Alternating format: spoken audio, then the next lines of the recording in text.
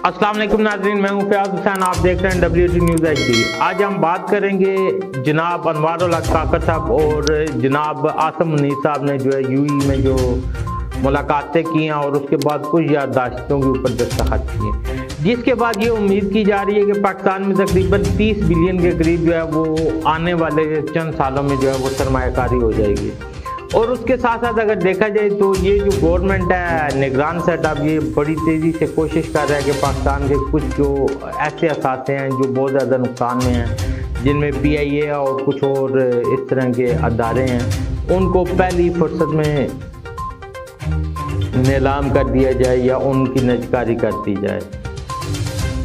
तो इसके साथ साथ पाकिस्तानी अवाम के लिए एक तीसरी जो खुशखबरी है किसी हद तक, वो ये है कि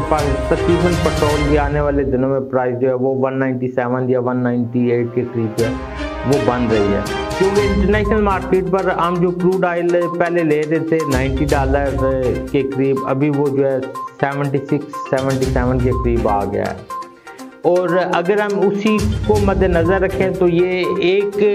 गैलन में या एक बैरल में जो है वो तकरीबन 156 लीटर जो है ना वो ऑयल प्राइस हमें 156 लीटर मिलता है इतने में। तो उसको जब आप कैलकुलेट करें तो ये तकरीबन जो आज का रेट है, अगर इस हिसाब से देखा जाए तो उसको ठीक ठाक जो है ना वो कमी होनी चाहिए। और ये 200 का जो हमारा एक बैरियर लगा हुआ है ये शायद टूट जाए। लेकिन इसके साथ हम अपने जो बाकी मामलात हैं अगर उनको भी देखें कि अभी IMF की तरफ से भी जो है वो काफ़ी ज़्यादा हमारे ऊपर प्रेशर है कि हम अपने फाइलर का जो है वो ऑडिट करें और मज़ीद जो लोग हैं उनको जो है ना टैक्स नेटवर्क के ऊपर लाएँ। तो मेरे ख्याल में अगर तो हम उस तरफ चले जाते हैं फिर तो वो बड़ी आसानी के साथ जो है ना हम इन चीज़ों को नीचे ले आएंगे। अगर हम उनके वो मुतालबात वहाँ से नहीं पूरे कर सकते तो फिर लामाला उनके पास जो सबसे आसान मेथड होता है किसी भी गवर्नमेंट के पास, वो यही होता है कि आप ऑयल प्राइस बढ़ाकर, क्योंकि इसमें गवर्नमेंट को बड़ी हद तक पता चल रहा होता है कि क्या कुछ है वो इधर से जो है ना पूरा कर रही होती है। इसके साथ बिजली और गैस को महंगा कर दिया जाता है। लेकिन इसके साथ अभी पाकिस्तान के लिए जो एक अच्छी न्यूज़ है वो ये है कि इंटरनेशनल सतह पर पाकिस्तान की पिछले 3-4 सालों में बड़ी हद तक इंटरनेशनल इन्वेस्टमेंट जो है पाकिस्तान से निकल चुकी थी या मज़ीद निकल रही थी, वो काफ़ी हद तक रुक चुकी है। और पाकिस्तान में अब आकर जो है ना वो कुछ पिछली गवर्नमेंट का भी शायद उसमें हाथ है। और निगरान सेटअप हम इनको बड़े मामलात में जो है वो कहते तो हैं ये गलत है या इनका काम इन चीज़ों के ऊपर नहीं है, लेकिन मुल्क की मईशत को देखें तो शायद जो है हमारे सियासतदानों से अच्छा जो है इस निगरान सेटअप ने जो है ना मुल्क की मईशत को कंट्रोल करना शुरू किया है। और ये जो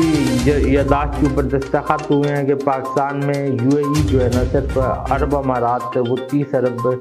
के करीब पाकिस्तान में सरमायाकारी करेगा। अगर वो ये सरमायाकारी करता है तो पाकिस्तान जो इस टाइम GDP के इक्वल आपने कर्जे ले चुका है और बड़ी मुश्किल हालात में जो है ना वो जी रहा है, तो वो काफ़ी हद तक जो है वो बाहर निकलना शुरू हो जाता है। और एक इंटरनेशनल जो वर्ल्ड बैंक है उसने भी जो सर्वे दिया था उसमें भी उसने कहा था कि पाकिस्तान को जो अगले साल ज़रूरियात हैं पाकिस्तान की लोन लेने की या कुछ, उसमें भी तकरीबन 6 से 7 अरब